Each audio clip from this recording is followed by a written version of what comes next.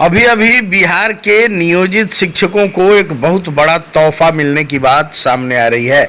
बताया जा रहा है कि बिहार के जो भी बचे हुए नियोजित शिक्षक हैं, जो 15 साल से 20 साल से 22 साल से लगातार नौकरी कर रहे हैं, उन नियोजित शिक्षकों को, खाँटी बचे हुए नियोजित शिक्षकों को बिहार सरकार ने चुनाव जो आ रहा है, जो विधानसभा 2025 का चुनाव है, उसके पहले एक बड़ी तोहफा देने जा रही है। शिक्षा विभाग से मिली अंदरूनी खबर के अनुसार जो बिहार के 18 साल, 15 साल, 20 साल, 22 साल से जो नियोजित शिक्षक हैं, जो कार्यरत हैं, उनको प्रोन्नति भी मिलेगी। उसके लिए अब ऐप पर ही, ई शिक्षा पोर्टल ऐप पर ही व्यवस्था की जा रही है, स्वतः प्रोन्नति हो जाएगी। वहीं नियोजित शिक्षकों को अब सहायक शिक्षक का दर्जा मिलेगा, इस बात की खुलासा हो गई है।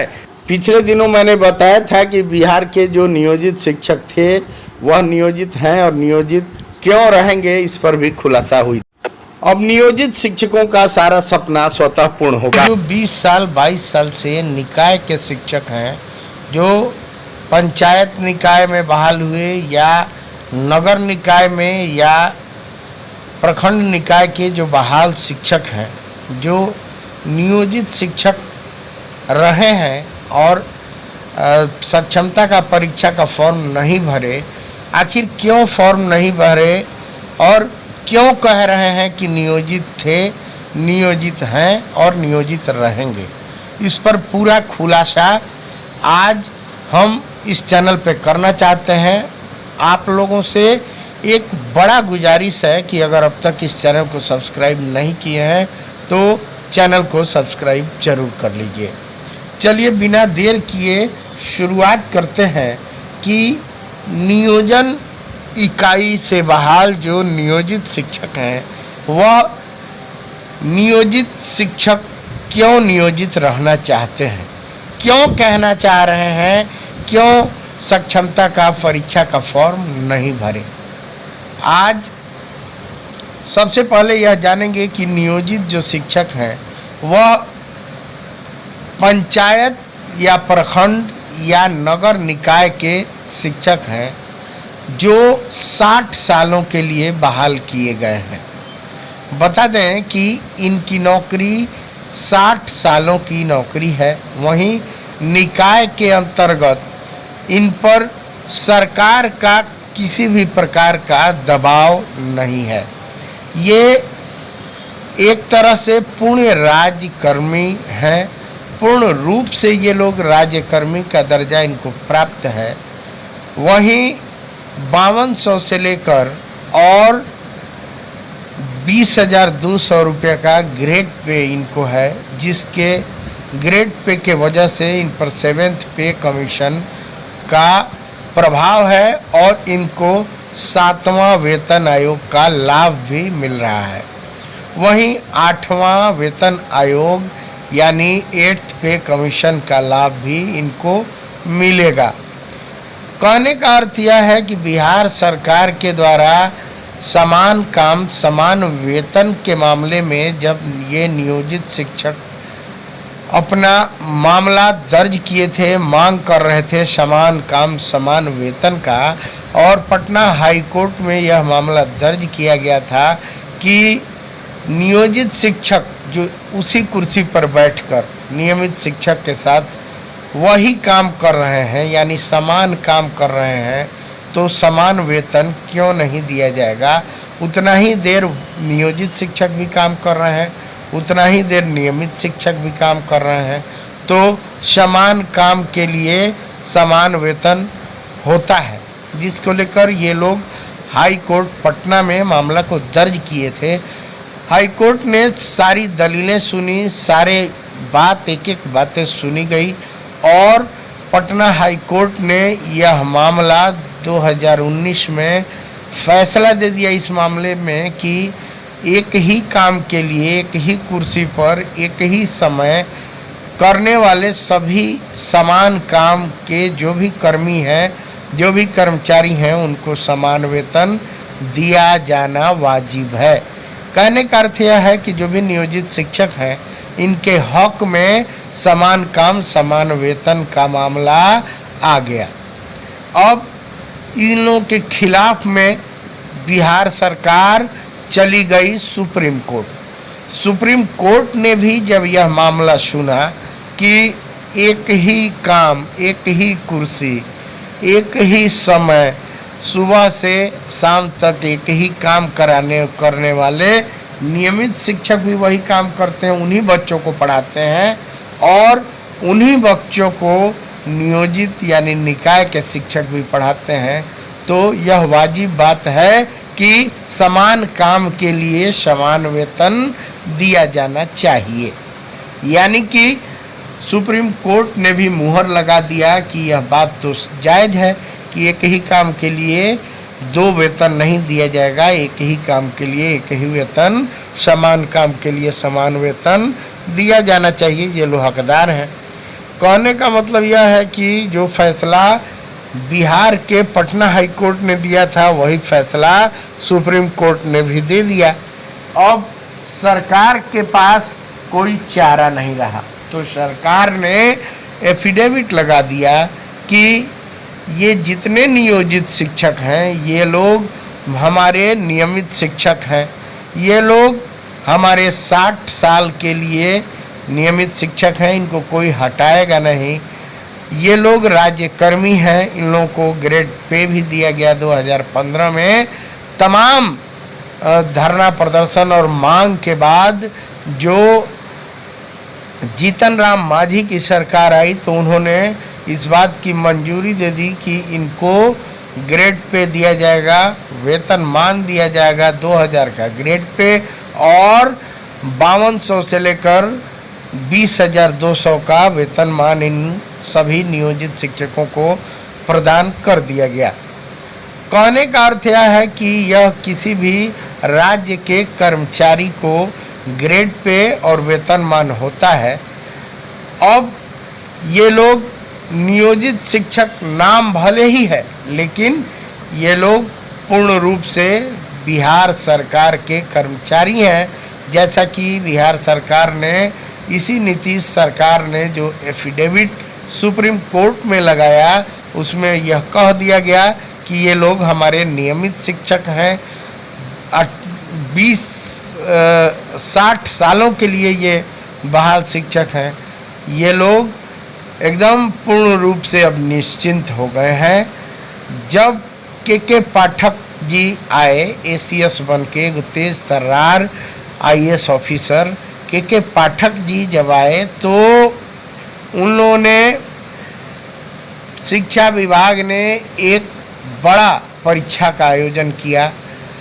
बिहार के पढ़े लिखे मुख्यमंत्री, अब तक के सबसे एजुकेटेड चीफ मिनिस्टर हैं नीतीश कुमार जी, उन्होंने ऐतिहासिक गांधी मैदान में यह लोलुप भी दिया, कहा कि मामूली सा परीक्षा लेकर जितने भी नियोजित शिक्षक हैं राज्यकर्मी उनको बना दिया जाएगा।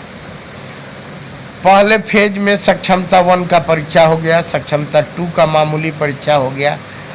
बहुत सारे शिक्षक जो नियोजित शिक्षक थे 20 साल से, 22 साल से, 18 साल से, 15 साल से, उन लोगों ने वह सक्षमता का मामूली परीक्षा का फॉर्म भर भी दिया।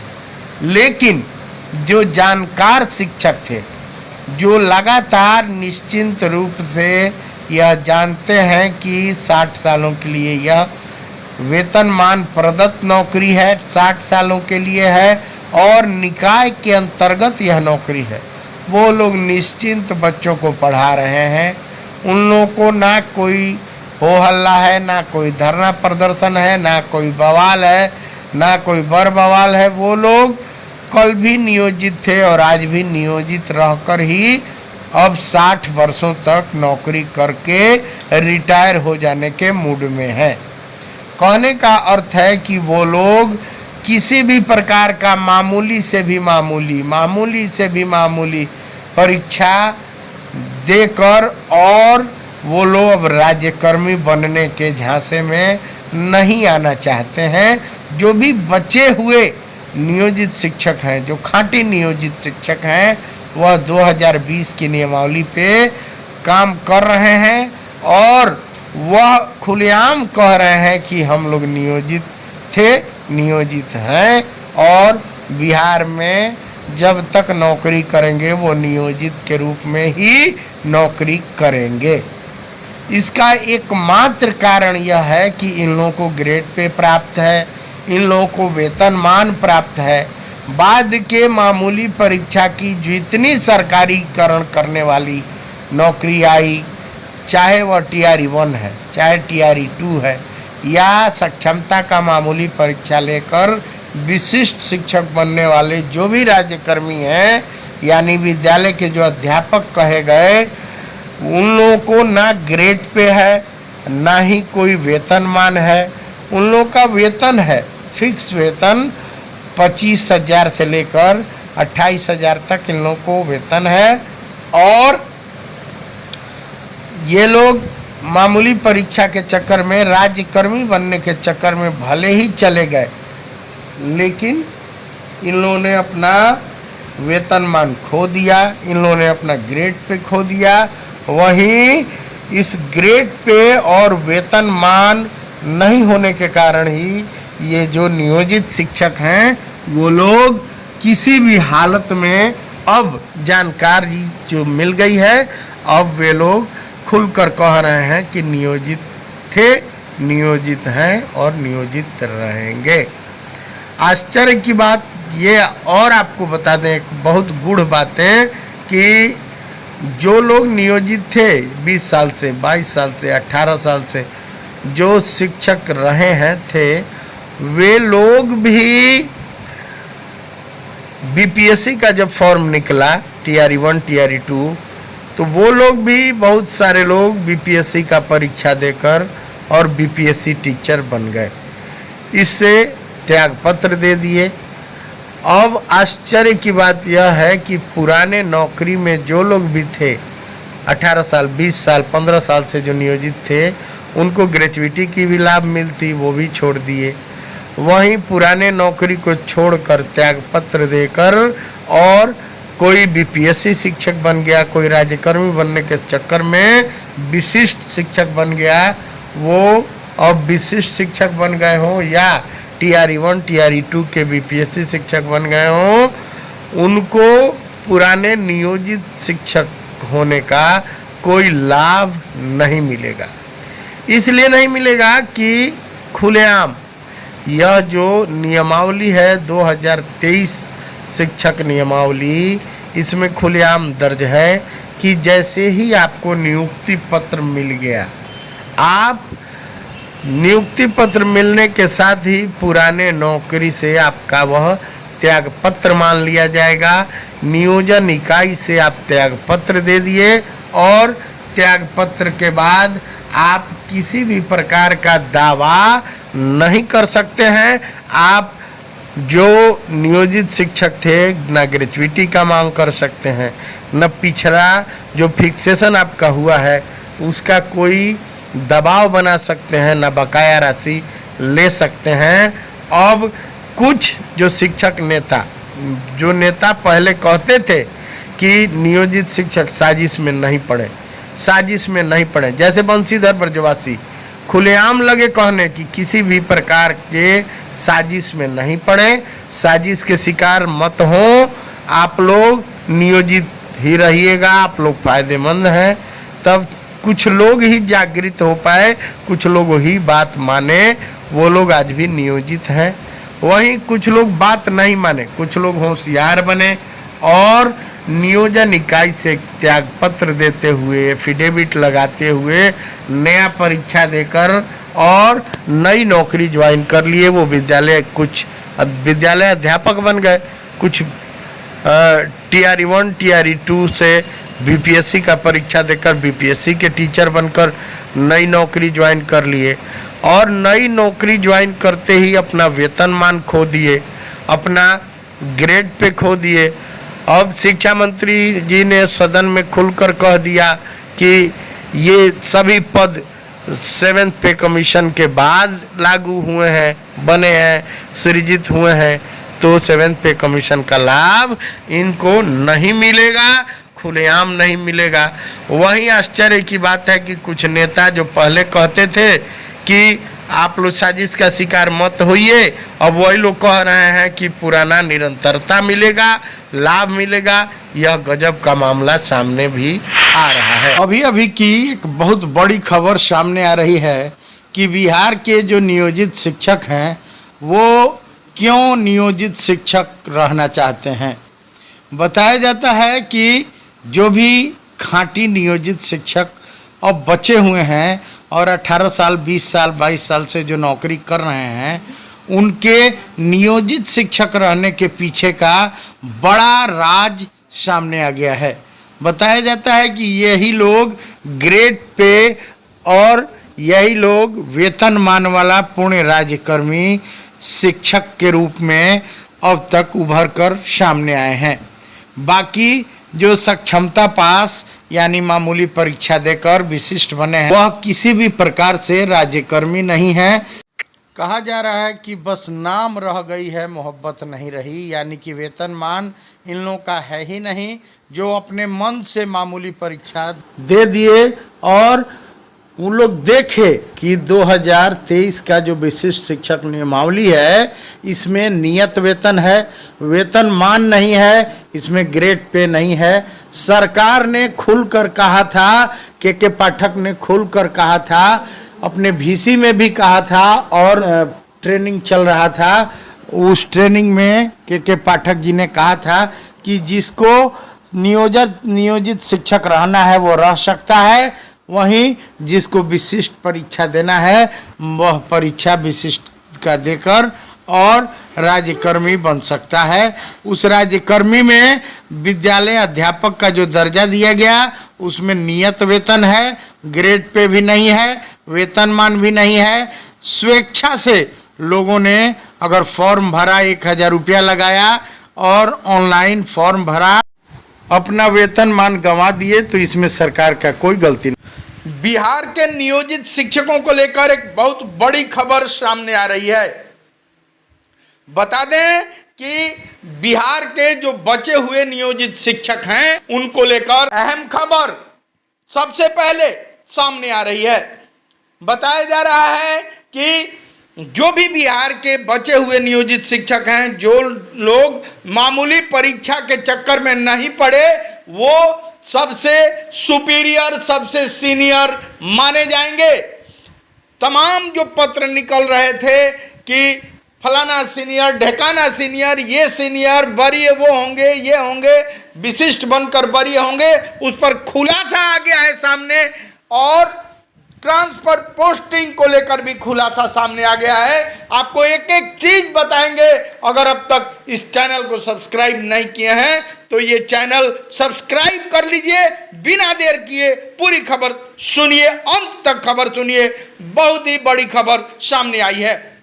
विशिष्ट बनकर जो पत्र निकाले जा रहे, जितने विशिष्ट शिक्षकों को लेकर और वरीय होने का जो पत्र निकला था वो सब फर्जी पत्र सामने आ गया है। बताया जा रहा है कि सबसे वरीय, सबसे सुपीरियर ग्रेड पे वाले शिक्षक नियोजित शिक्षक माने जाएंगे। वहीं ट्रांसफर पोस्टिंग को लेकर भी बड़ी खबर सामने आ रही है कि जो शिक्षक ट्रांसफर पोस्टिंग चाह रहे हैं, कल सुबह तक पोर्टल पर सुधार के लिए ऑप्शन खुल जाएगा। ट्रांसफर रद्द करने के लिए अब किसी भी कार्यालय का चक्कर नहीं लगाना पड़ेगा। जिला आवंटन के बाद ही ट्रांसफर होगा।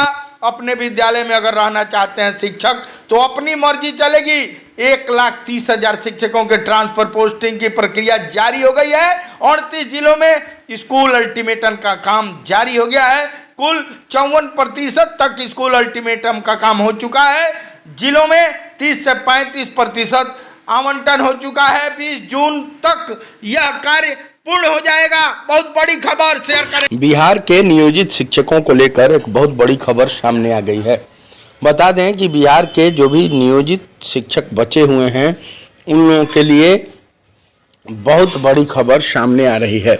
एक तरफ जहां ट्रांसफर को लेकर उहापोह की स्थिति मची हुई है विशिष्ट शिक्षकों तथा BPSC के जो भी TRE 1 TRE 2 जो बीपीएससी नाम तो दे दिया गया, लेकिन टीआरई 1, टीआरई 2, टीआरई 3 के जो शिक्षक हैं उन लोगों का ट्रांसफ़र होना है।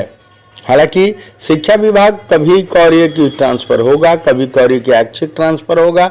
अभी यह बात खुलकर सामने नहीं आई है कि ट्रांसफ़र होगा या ट्रांसफ़र स्थगित रहेगा, यह अभी खुलकर बात सामने नहीं आई है। लेकिन जो एसीएस महोदय डॉक्टर एस सिद्धार्थ ने वीडियो कॉलिंग किया था और हेडमास्टर को पकड़ा था कि वह अपना दुकान चला रहे थे, उसके बाद से उन्होंने कहा था कि कैमूर के पहाड़ियों पर सभी विशिष्ट शिक्षक यानी मामूली परीक्षा देकर पास हो गए, जो भी विशिष्ट शिक्षक बने हैं या टीआरई 1, टीआरई 2, टीआरई 3 के जो भी शिक्षक हैं उनको यथाशीघ्र कैमूर की पहाड़ियों पर भेजा जाएगा। वहीं इन बातों में द्वंद्व है, अभी यह बात क्लियर नहीं है। लेकिन एक बात तो सत्य है कि कहीं ना कहीं शिक्षा विभाग के दिमाग में यह है कि जो भी विशिष्ट शिक्षक हैं या जो भी टीआरई 1, टीआरई 2 के शिक्षक हैं वह ट्रांसफ़र के लायक हैं, उनका ट्रांसफ़र किया जाएगा। यहाँ सबसे खुल के बात जो सामने आ रही है, जो बातें अभी तक स्पष्ट हो गई हैं कि जो सक्षमता का परीक्षा पास कर लिए हैं शिक्षक, उनका या टीआरई 1, टीआरई 2 के जो शिक्षक हैं उन लोगों को हर हाल में शिक्षा विभाग के द्वारा ट्रांसफ़र किया जाएगा। भले ही वो एसीएस कोई भी रहे, इससे कोई मतलब नहीं है। सरकार के दिमाग में यह बात है कि ये लोग कहीं ना कहीं सरकार का काम नहीं कर रहे हैं। जो भी विशिष्ट शिक्षक हैं या टीआरई 1, टीआरई 2 के जो शिक्षक शिक्षिकाएं हैं वो लोग तैयार भी हैं जाने के लिए, चूँकि ट्रांसफ़र का उन लोगों का ऑप्शन भी था और इसी के लिए वो लोग नौकरी ज्वाइन भी किए थे। बहुत सारे लोग शिक्षक शिक्षिका सक्षमता का परीक्षा यानी मामूली परीक्षा इसलिए ही दिए थे कि वो अपने ससुराल अपने बाल बच्चों के पास पहुंच जाएंगे, उनका ट्रांसफ़र हो जाएगा। जो अपना वेतन 15,000 रुपये कम पा रहे हैं, लेकिन भले ही कुछ भी परेशानियां हो रही हैं, लेकिन उनको ये संतुष्टि है कि उनको यथाशीघ्र उनके परिवार वालों के पास भेज दिया जाएगा, जिसको लेकर उनमें कहीं ना कहीं खुशी का माहौल भी दिख रहा है। अब एक अन्य बात सामने जो आ रही है, नियोजित शिक्षक जो भी हैं वो बार बार फ़ोन करके पूछ रहे हैं कि सर हम लोगों का ट्रांसफ़र का क्या होगा, हम लोग कहाँ भेजे जाएंगे। तो इसको लेकर बड़ा खुलासा सामने आया हुआ है कि जो भी नियोजित शिक्षक हैं, अगर पंचायत के नियोजित शिक्षक हैं या प्रखंड के नियोजित शिक्षक हैं या नगर के नियोजित शिक्षक हैं, तो चूँकि ये लोग नगर निकाय या पंचायत के निकाय या प्रखंड के निकाय के बहाल नियोजित शिक्षक हैं, तो इनका अगर ट्रांसफ़र भी होता है तो ये कैमूर की पहाड़ियों में नहीं जाएंगे। इस बात को खुलकर जाना या समझा जा सकता है, चूँकि नियोजन इकाई के अंतर्गत ये लोग बहाल हैं और इनको इस नियोजन इकाई से बाहर कोई भी नहीं भेज सकता है। बाकी जो लोग 20 साल, 22 साल, 25 साल से जो नौकरी कर रहे हैं, उनका अगर ट्रांसफ़र भी होता है तो वे लोग अपने पंचायत के अधीन जहाँ भी अन्य विद्यालय है वहाँ से दूसरे विद्यालय में जा सकते हैं। मतलब वह जो विद्यालय होगा वह पंचायत के अधीन होगा।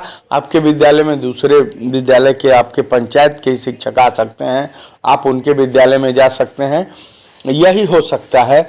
जो प्रखंड में है, प्रखंड के दूसरे विद्यालय में जा सकते हैं, लेकिन वह 8 से 10 किलोमीटर के दायरे में ही रहेंगे।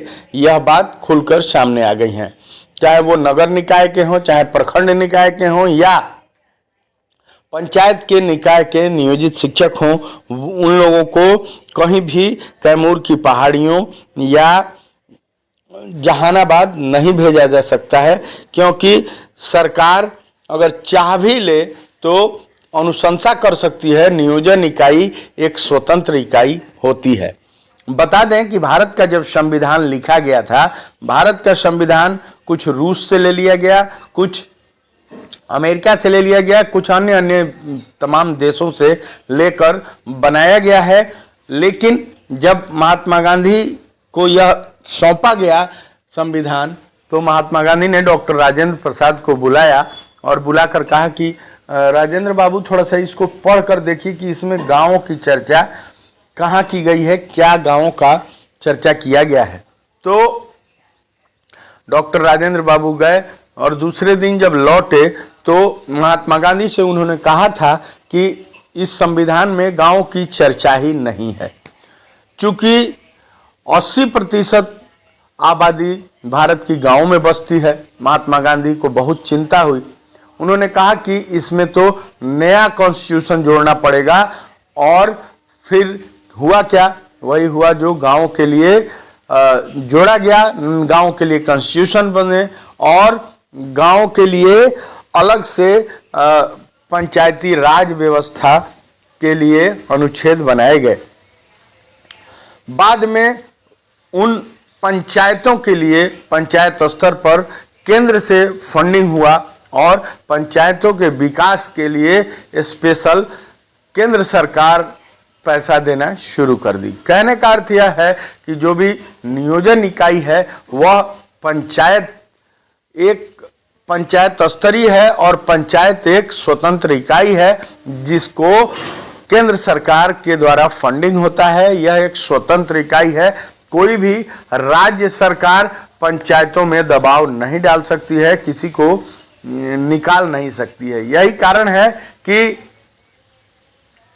तमाम जो भी नियोजित शिक्षक हैं वो स्वतंत्र रूप से काम करते हैं। वो जो भी नियोजित शिक्षक हैं, जो भी निकाय के अभी तक बचे हुए शिक्षक हैं, वह नियोजन इकाई के तहत हैं और सरकार चाह कर भी उनको जब चाहे बर्खास्त नहीं कर सकती है, उन पर कार्रवाई नहीं कर सकती है।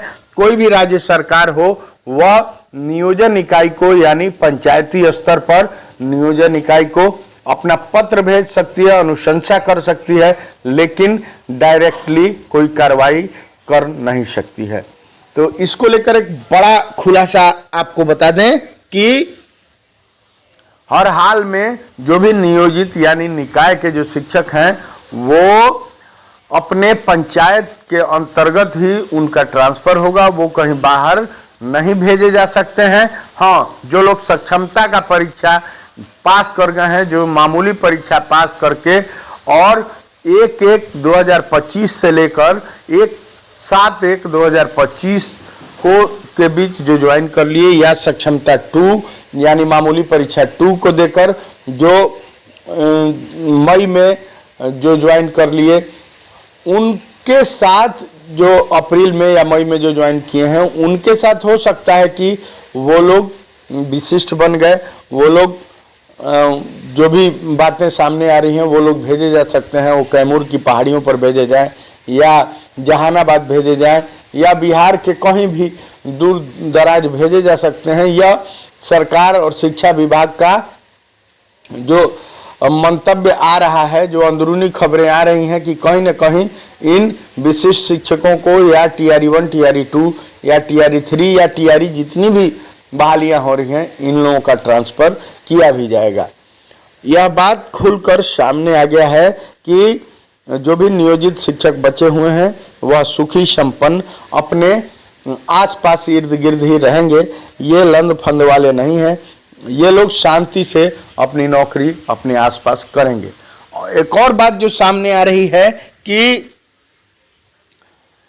जो भी नियोजित शिक्षक हैं इनका वेतनमान है, इन लोगों को 5200 से लेकर 20,200 का वेतनमान मिलता है। वहीं अभी जो उनका ग्रेड पे है वह ग्रेड पे 2000 है।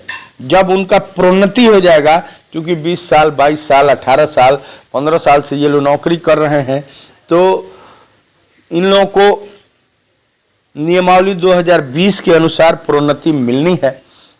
और प्रोन्नति जब इनका मिल जाएगा तो इनका ग्रेड पे 2400 हो जाएगा।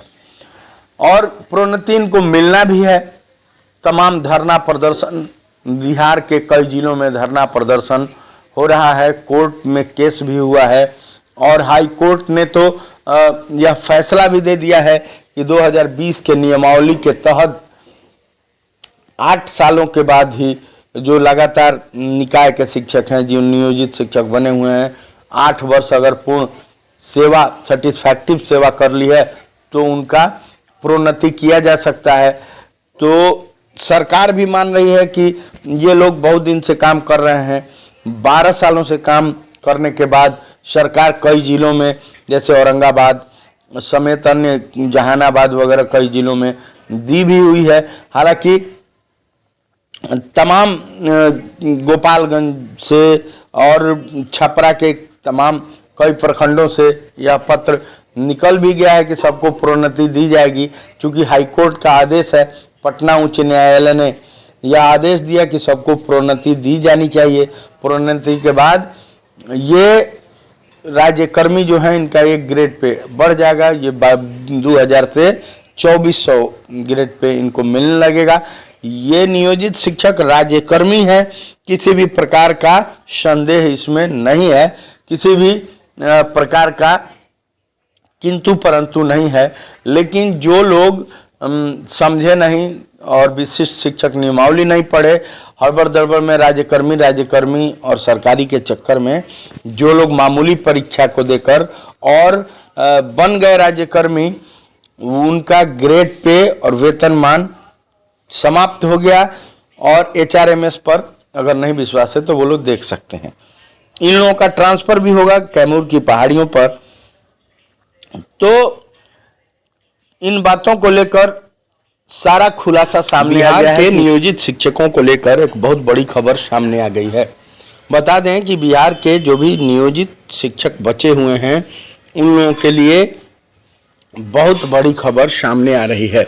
एक तरफ जहां ट्रांसफर को लेकर उहापोह की स्थिति मची हुई है, विशिष्ट शिक्षकों तथा BPSC के जो भी TRE1 TRE2, जो BPSC नाम तो दे दिया गया लेकिन TRE1 TRE2 TRE3 के जो शिक्षक हैं उन लोगों का ट्रांसफ़र होना है।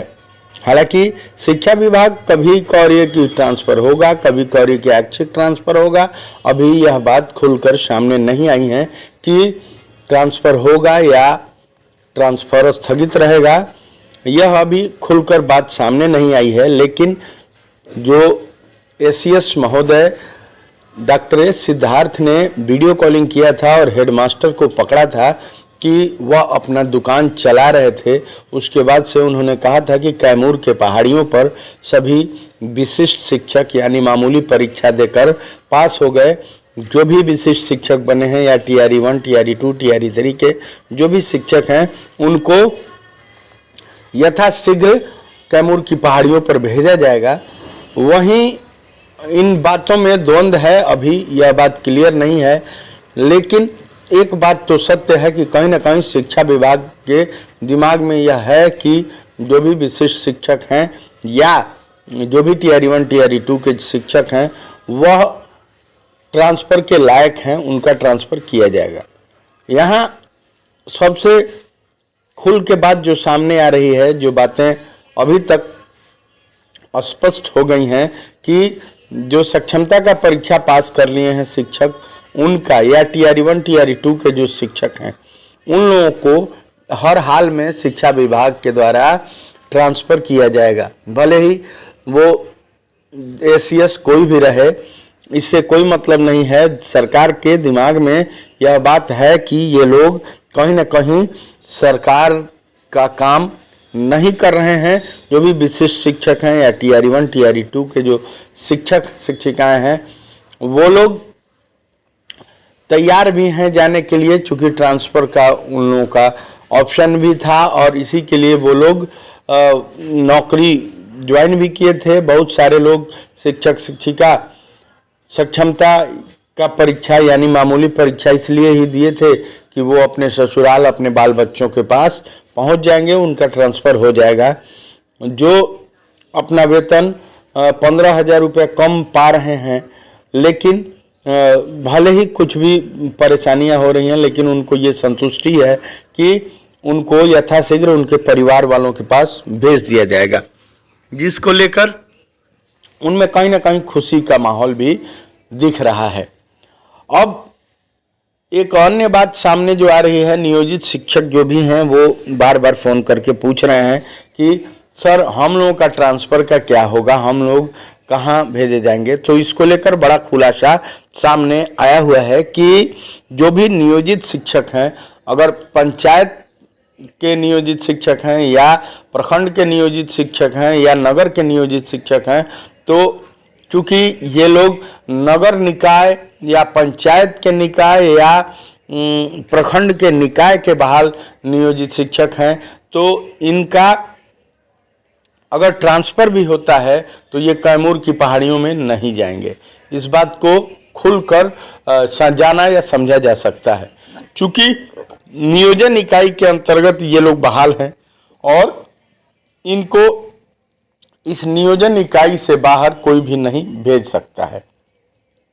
बाकी जो लोग 20 साल, 22 साल, 25 साल से जो नौकरी कर रहे हैं, उनका अगर ट्रांसफ़र भी होता है तो वे लोग अपने पंचायत के अधीन जहाँ भी अन्य विद्यालय है वहाँ से दूसरे विद्यालय में जा सकते हैं।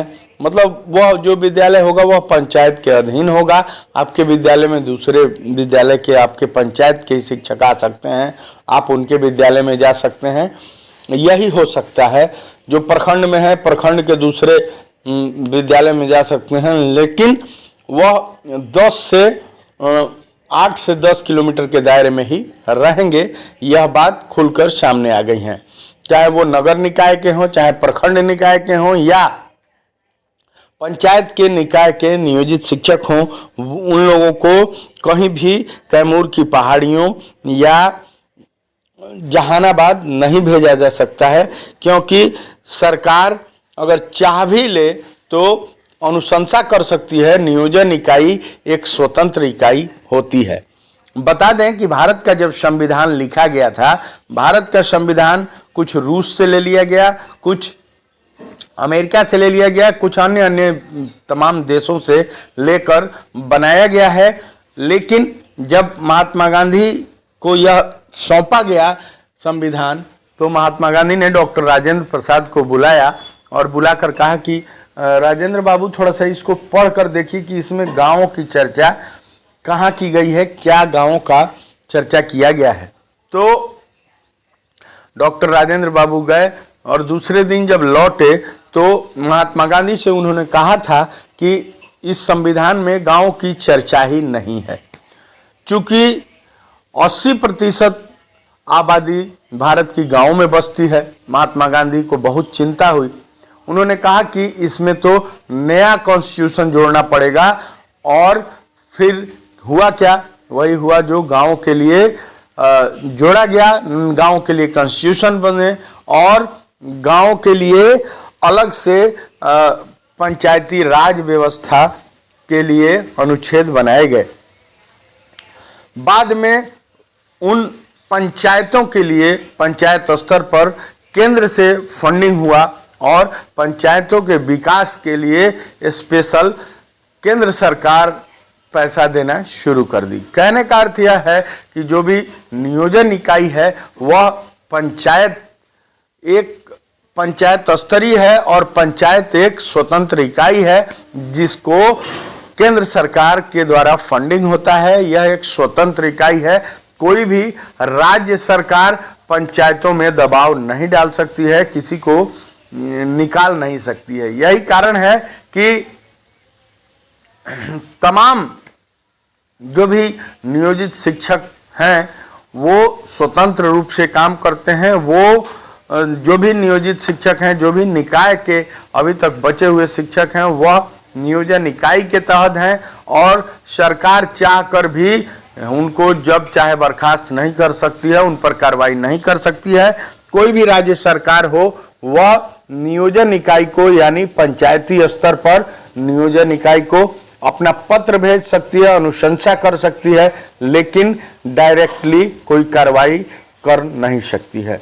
तो इसको लेकर एक बड़ा खुलासा आपको बता दें कि हर हाल में जो भी नियोजित यानी निकाय के जो शिक्षक हैं वो अपने पंचायत के अंतर्गत ही उनका ट्रांसफर होगा, वो कहीं बाहर नहीं भेजे जा सकते हैं। हाँ, जो लोग सक्षमता का परीक्षा पास कर गए हैं, जो मामूली परीक्षा पास करके और 1/1/2025 से लेकर 1/7/1/2025 को के बीच जो ज्वाइन कर लिए, या सक्षमता 2 यानी मामूली परीक्षा 2 को देकर जो मई में जो ज्वाइन कर लिए, उनके साथ जो अप्रैल में या मई में जो ज्वाइन किए हैं उनके साथ हो सकता है कि वो लोग विशिष्ट बन गए, वो लोग जो भी बातें सामने आ रही हैं वो लोग भेजे जा सकते हैं, वो कैमूर की पहाड़ियों पर भेजे जाए या जहानाबाद भेजे जाए या बिहार के कहीं भी दूर दराज भेजे जा सकते हैं। या सरकार और शिक्षा विभाग का जो मंतव्य आ रहा है, जो अंदरूनी खबरें आ रही हैं कि कहीं न कहीं इन विशिष्ट शिक्षकों को या TRE 1, TRE 2 या TRE 3 या TRE जितनी भी बहालियां हो रही हैं, इन लोगों का ट्रांसफ़र किया भी जाएगा। यह बात खुलकर सामने आ गया है कि जो भी नियोजित शिक्षक बचे हुए हैं वह सुखी संपन्न अपने आसपास इर्द गिर्द ही रहेंगे। ये लंद फंद वाले नहीं हैं, ये लोग शांति से अपनी नौकरी अपने आसपास करेंगे। एक और बात जो सामने आ रही है कि जो भी नियोजित शिक्षक हैं, इनका वेतनमान है, इन लोगों को 5200 से लेकर 20,200 का वेतनमान मिलता है। वहीं अभी जो उनका ग्रेड पे है वह ग्रेड पे 2000 है। जब उनका प्रोन्नति हो जाएगा, क्योंकि 20 साल, 22 साल, 18 साल, 15 साल से ये लोग नौकरी कर रहे हैं, तो इन लोगों को नियमावली 2020 के अनुसार प्रोन्नति मिलनी है। और प्रोन्नति जब इनका मिल जाएगा तो इनका ग्रेड पे 2400 हो जाएगा। और प्रोन्नति इनको मिलना भी है। तमाम धरना प्रदर्शन, बिहार के कई जिलों में धरना प्रदर्शन हो रहा है, कोर्ट में केस भी हुआ है और हाई कोर्ट ने तो यह फैसला भी दे दिया है कि 2020 के नियमावली के तहत 8 सालों के बाद ही जो लगातार निकाय के शिक्षक हैं, जो नियोजित शिक्षक बने हुए हैं, 8 वर्ष अगर पूर्ण सेवा, सेटिस्फैक्टिव सेवा कर ली है तो उनका प्रोन्नति किया जा सकता है। तो सरकार भी मान रही है कि ये लोग बहुत दिन से काम कर रहे हैं। 12 सालों से काम करने के बाद सरकार कई जिलों में, जैसे औरंगाबाद समेत अन्य जहानाबाद वगैरह कई जिलों में दी भी हुई है। हालांकि तमाम गोपालगंज से और छपरा के तमाम कई प्रखंडों से यह पत्र निकल भी गया है कि सबको प्रोन्नति दी जाएगी। चूँकि हाईकोर्ट का आदेश है, पटना उच्च न्यायालय ने यह आदेश दिया कि सबको प्रोन्नति दी जानी चाहिए। प्रोन्नति के बाद ये राज्यकर्मी जो हैं, इनका एक ग्रेड पे बढ़ जाएगा। ये 2000 से 2400 ग्रेड पे इनको मिलने लगेगा।